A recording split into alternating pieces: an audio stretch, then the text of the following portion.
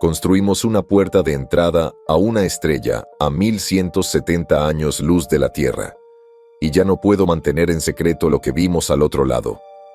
El 2 de diciembre de 1987, la red soviética de espacio profundo recibió una transmisión del espacio exterior. La primera fue captada por el radiotelescopio Galenkí RT-70 y pronto confirmada por los demás telescopios del sistema. La señal, que se repitió todos los días durante unas 2 semanas, procedía de Kik 846252, hoy más conocida como la estrella de Tabi. Es una estrella de secuencia principal de tipo F situada en la constelación del Cisne, a unos 1470 años luz de la Tierra.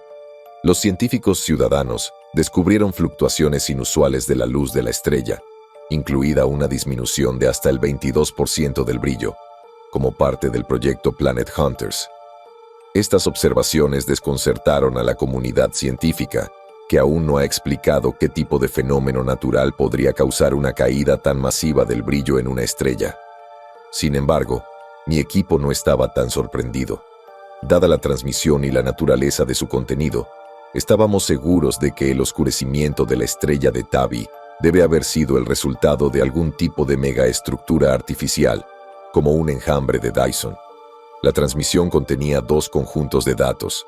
El primero era un plano matemático de una gran estructura rectangular, parecida al marco de una puerta, y el segundo era una fecha, comunicada con la ayuda de una serie de ilustraciones de nuestro sistema solar, donde se utilizaban las órbitas de los planetas alrededor del Sol para indicar el paso del tiempo. Solo nos llevó una semana averiguar qué fecha era, 18 de noviembre de 2019, pero no pudimos averiguar qué sucedería en esa fecha.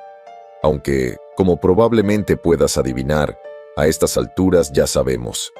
Pasamos décadas intentando construir la estructura y casi perdimos la financiación varias veces, especialmente después del colapso de la Unión Soviética, pero poco a poco seguimos intentándolo, y luego, casi al mismo tiempo que la estrella de Tabi empezó a aparecer en los medios, finalmente la terminamos. Se veía sublime.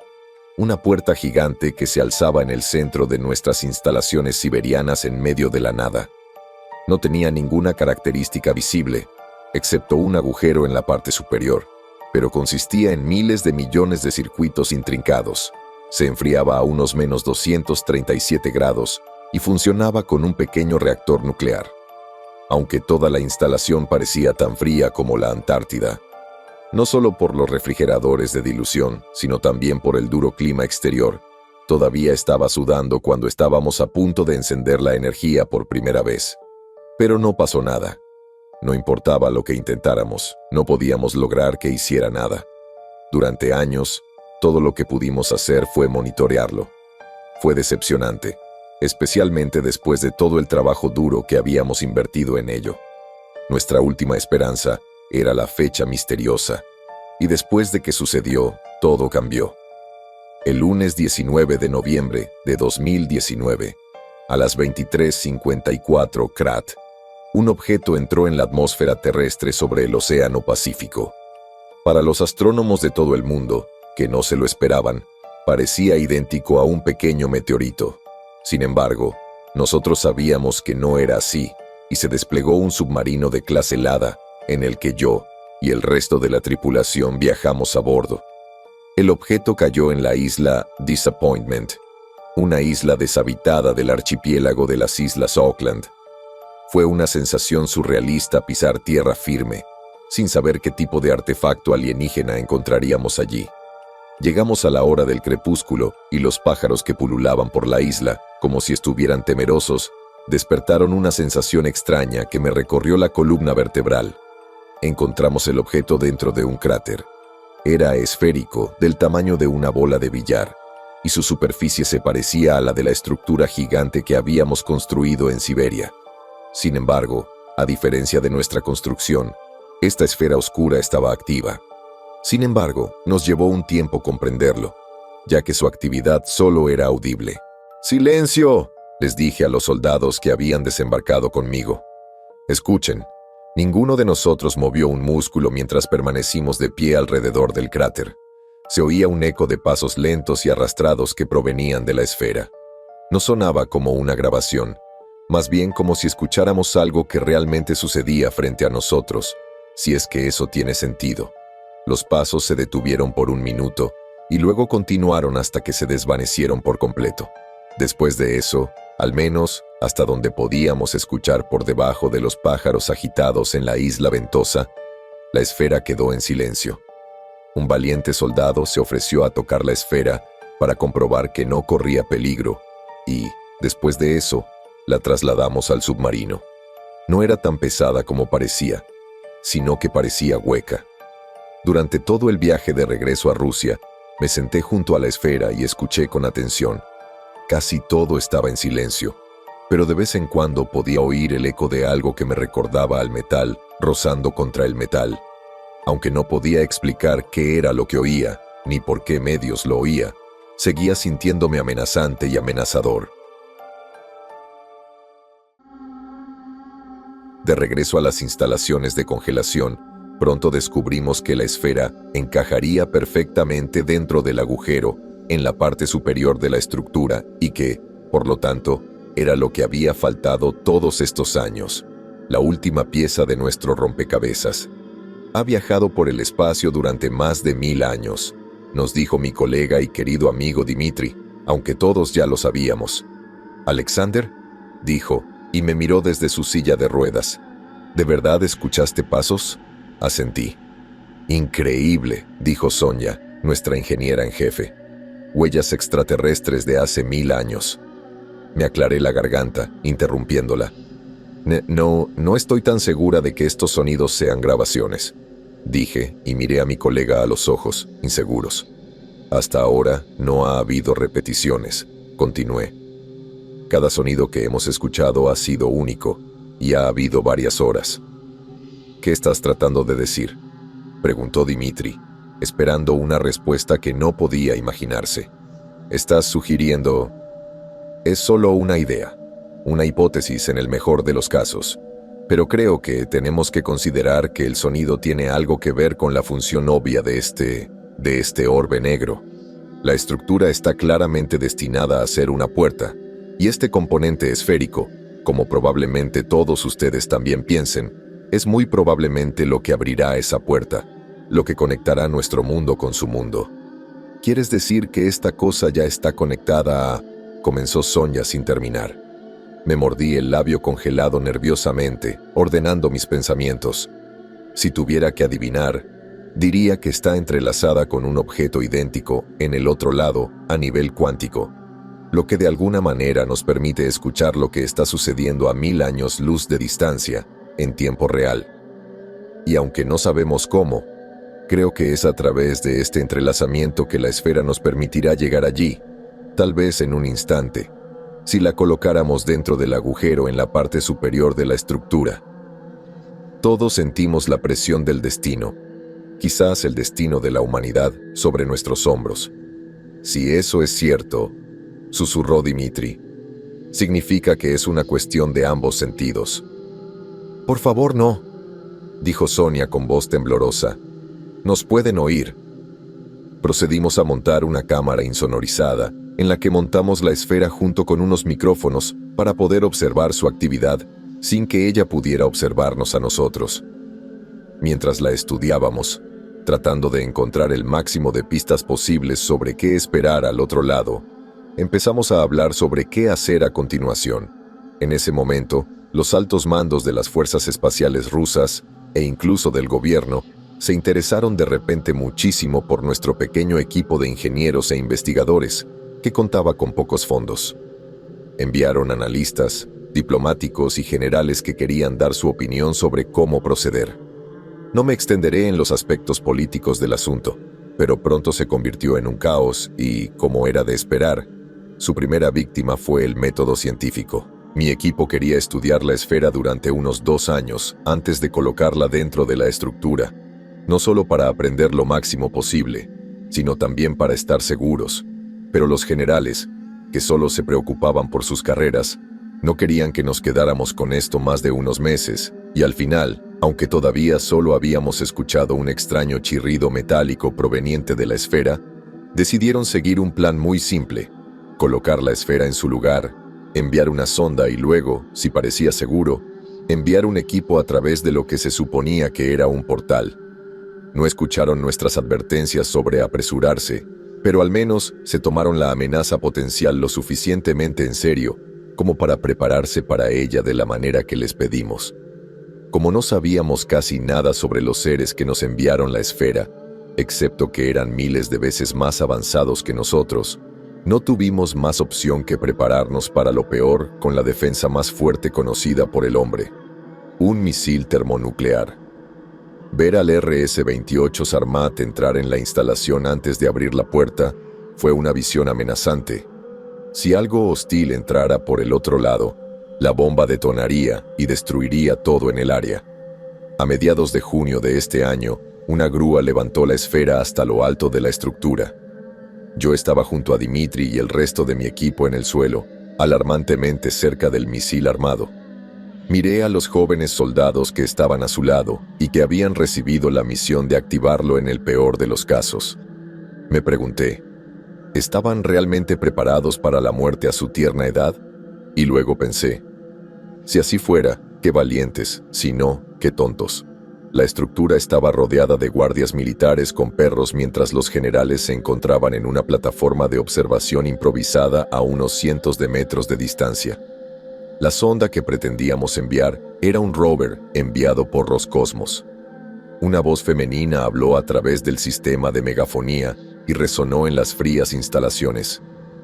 Podría haber habido una manera de evitar el ruido alrededor de la esfera, pero como se nos había ordenado que siguiéramos adelante con la misión tan rápido, no habíamos tenido tiempo. Esto significaba que todo lo que decíamos desde nuestro lado, especialmente las instrucciones que se transmitían a través de los altavoces, se podía escuchar desde el otro lado. Fue una imprudencia, por decirlo menos.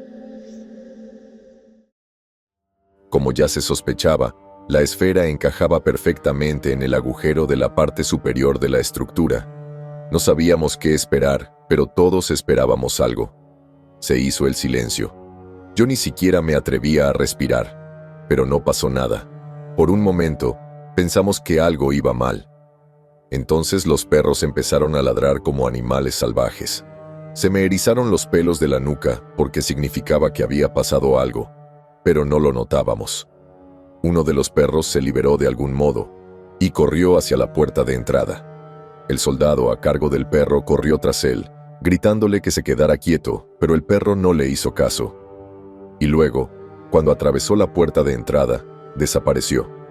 Se escuchó un jadeo colectivo en toda la instalación, y luego un murmullo preocupante. La puerta de entrada estaba, sin duda, abierta. ¿Ese perro acaba de viajar más de 1000 años luz?, preguntó Dimitri.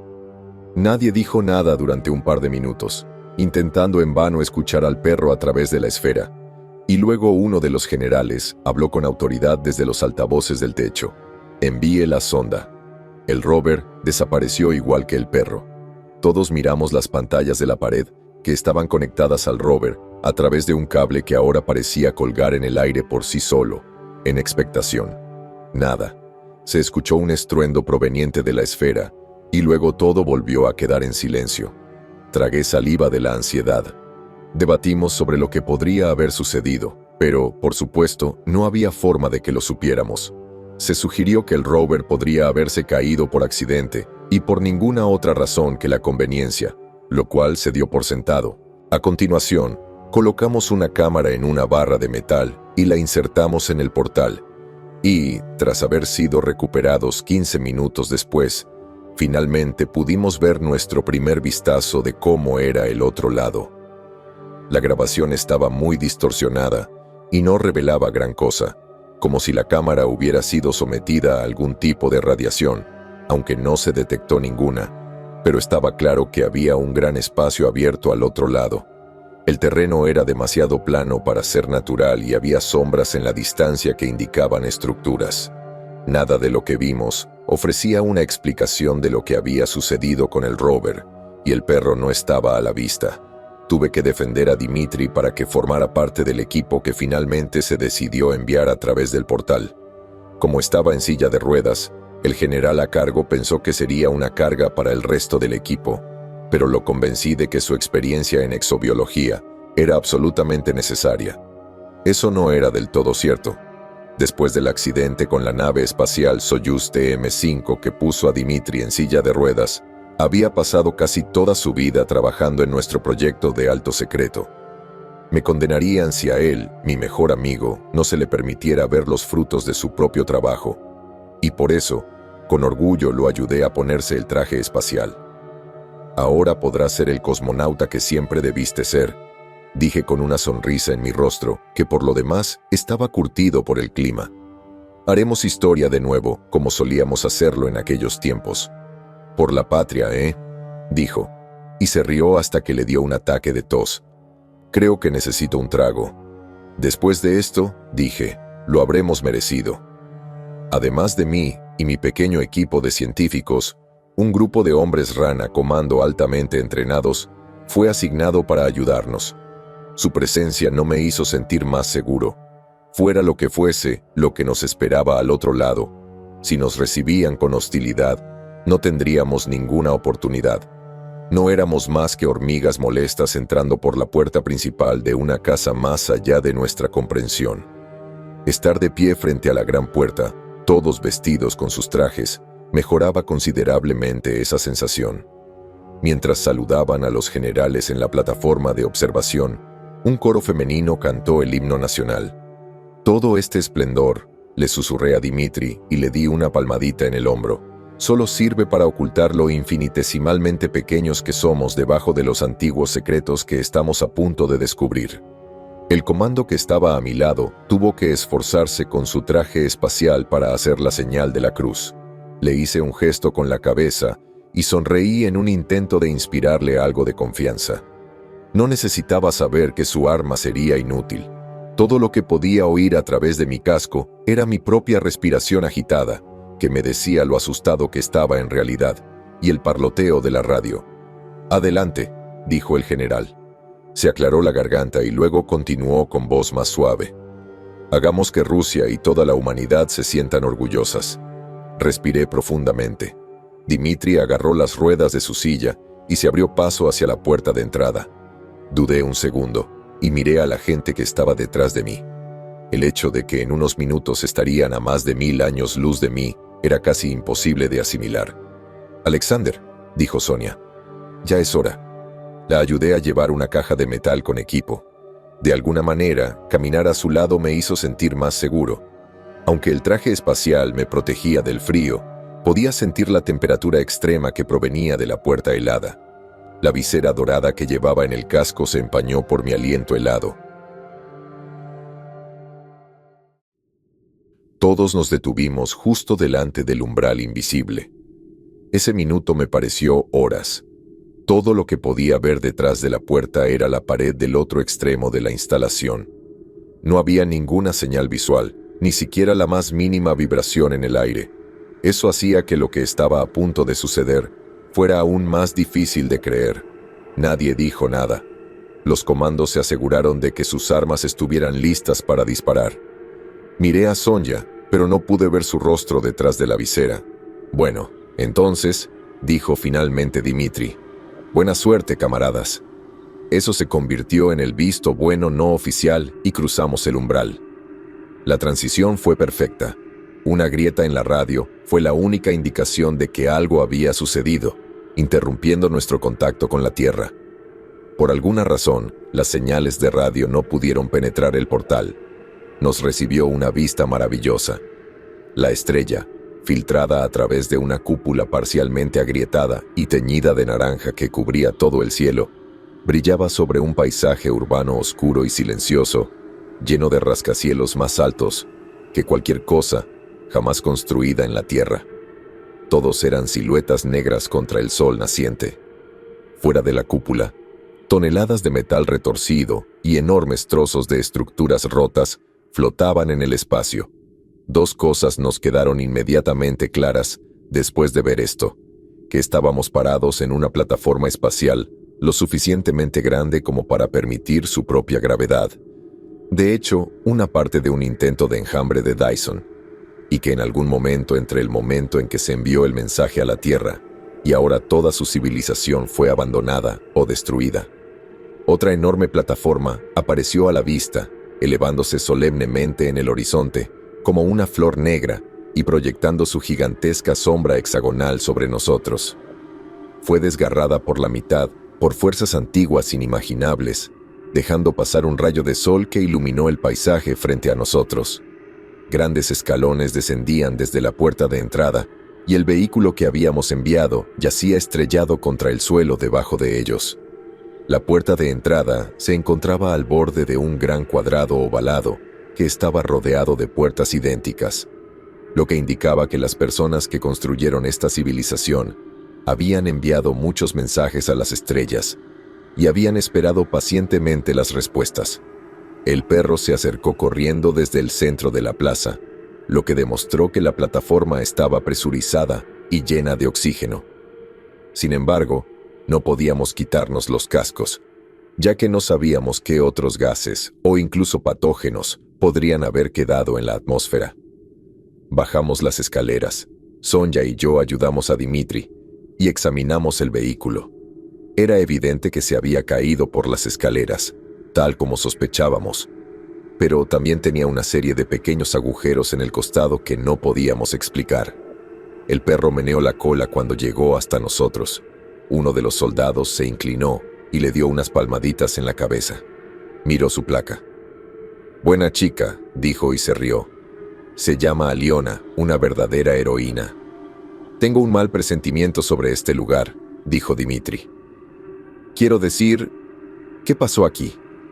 «Todos estos portales», dijo Sonia, «están esperando a ser conectados con algún mundo lejano». «Mira», dije y señalé una de las puertas del otro extremo de la plaza. «Esa está rota, casi como si la hubieran volado». Aunque mi instinto, una especie de aprensión inquietante, me decía que me mantuviera alejado de ese lugar abandonado y regresara a la Tierra, mi curiosidad científica me mantuvo en marcha. El portal estaba en ruinas y, por lo que parecía, era el resultado de una explosión. Miré hacia atrás y vi nuestro propio portal, anónimo entre los demás. Si algo le sucediera, pensé, quedaríamos varados más lejos de casa que nadie en la historia de la humanidad. «Alexander», escuché la voz de Dimitri en mi casco. Estaba a unos cientos de metros de mí. «Mira esto», había huesos enormes, aparentemente fosilizados, esparcidos por el suelo. Sonia nos ayudó a recoger algunos de los fragmentos más pequeños mientras los comandos patrullaban la zona. Cientos de pequeños agujeros cubrían los frágiles fósiles, como si los gusanos los hubieran comido en algún momento. «Esto parece un trozo de cráneo», dije, y señalé un trozo tan grande como una roca.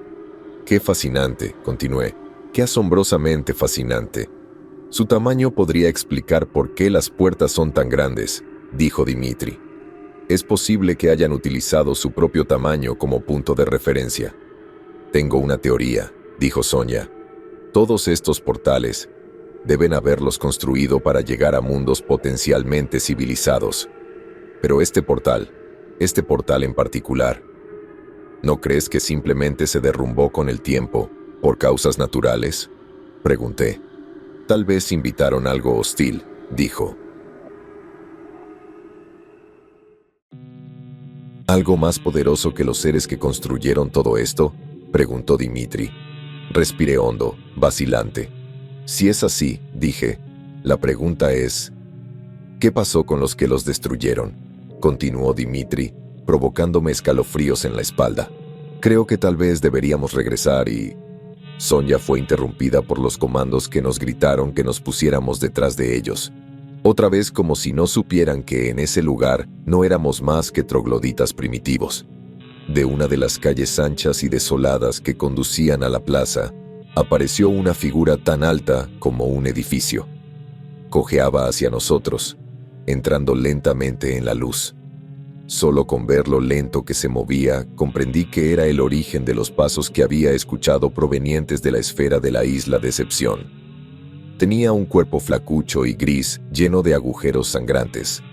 Su enorme cabeza se parecía al fósil que habíamos encontrado en el suelo, con 10 o más ojos pequeños cubriendo toda la cara, sin boca ni nariz, solo ojos que no parpadeaban. Movía sus largos brazos de tal manera que parecía que quería ahuyentarnos, pero era imposible decir si había alguna agresividad detrás de eso. «Madre de Dios», dijo Dimitri, «esto no está bien. Por favor, Alexander, llévame de vuelta». El perro ladró furiosamente, y los comandos se prepararon para disparar por puro pánico. Agarré la silla de ruedas de Dimitri y ordené a todos que regresaran a nuestra puerta de entrada. Pero justo antes de que estuviéramos a punto de movernos, el ser alienígena se desplomó y cayó hacia adelante. Levantó una nube de polvo al golpear el suelo. Durante unos minutos nos quedamos en silencio y observamos su cuerpo aparentemente muerto. Mi corazón estaba acelerado y podía sentir mi pulso en las sienes. Un eco de algo grande cayendo al suelo en la distancia nos llegó.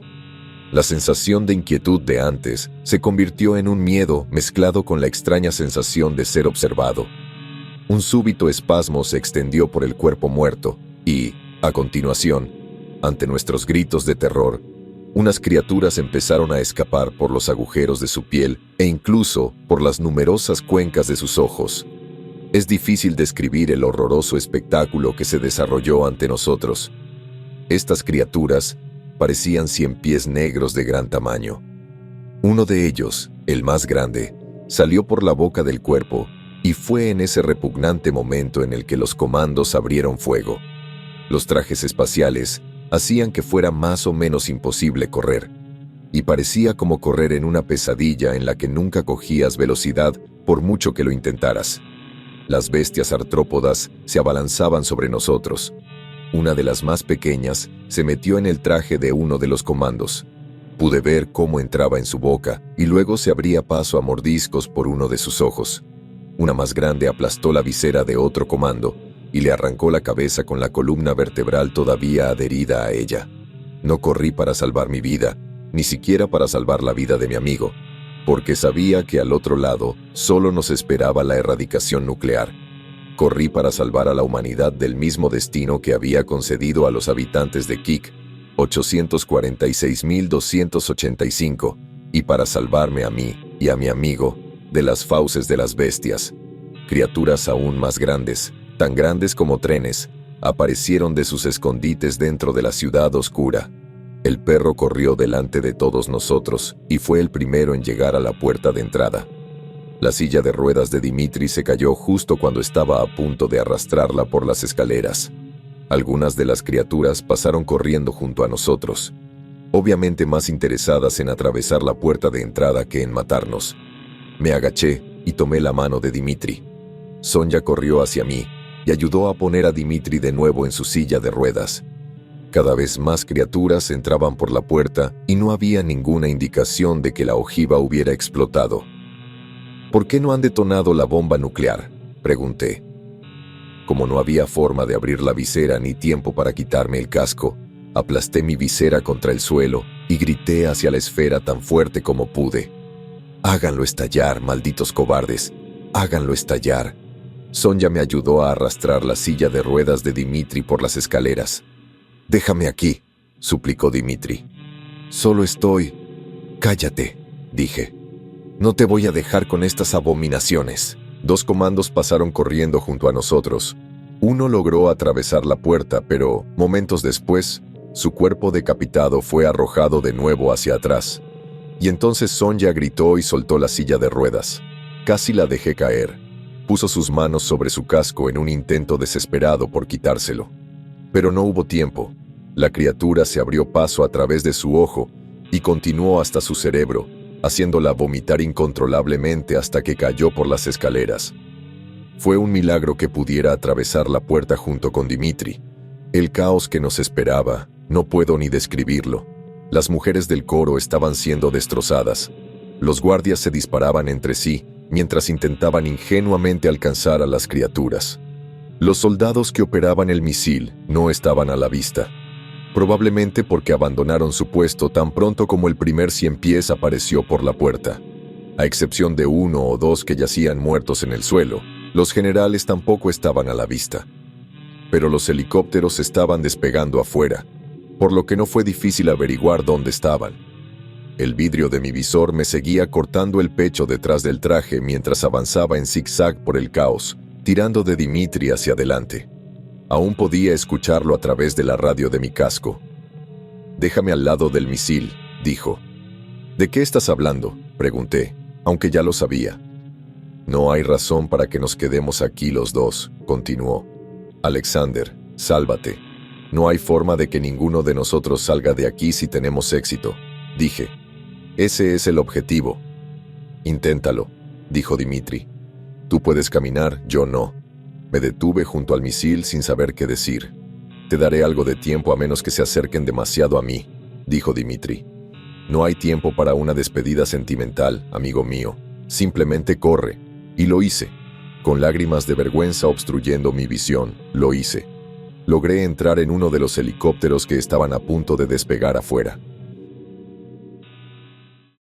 La esposa de uno de los generales estaba sentada en él con su pequeño hijo, que debió haber sido llevado a las instalaciones en contra del protocolo, solo para dejarlo ver cómo se hacía historia.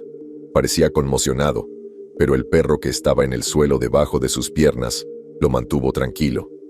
«La salvaste», dije, e intenté sonreír mientras el helicóptero despegaba. «Eres un héroe, jovencito, un verdadero héroe». Las instalaciones se encogieron bajo nosotros a medida que nos elevábamos hacia el cielo, y cuanto más nos alejábamos, más me preocupaba que una de las criaturas hubiera alcanzado a Dimitri. Pero entonces, a 1,5 kilómetros de distancia, la luz cegadora de la explosión nuclear nos abrumó. No recuerdo mucho después de eso. La onda expansiva debe habernos golpeado bastante fuerte. Me desperté en la localidad rural de Oymyakon. Me dijeron que habían encontrado el helicóptero destrozado en uno de los valles al lado de la ciudad. El niño y el perro habían sobrevivido, pero la madre y el piloto no. Los habitantes del pueblo habían visto la nube en forma de hongo, pero aparte de ellos, nadie habría podido ver la explosión debido a la lejanía de la zona. Sin embargo, el aumento de los niveles de radiación se detectó en Escandinavia algún tiempo después. Naturalmente, el gobierno guardó silencio sobre el motivo, y yo realmente pensé que todo volvería a la normalidad y que habíamos evitado con éxito la extinción de toda la vida en la Tierra. Pero la semana pasada me enteré de que Aliona se había desmayado en el exterior. Al parecer, le faltaba un ojo.